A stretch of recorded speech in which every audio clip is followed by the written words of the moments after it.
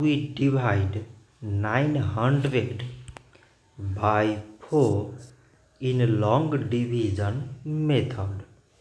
4 times 2 is 8.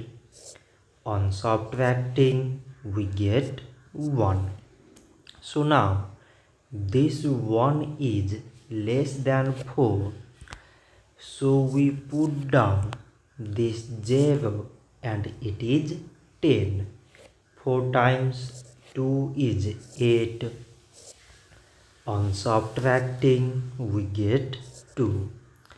So again this 2 is less than 4.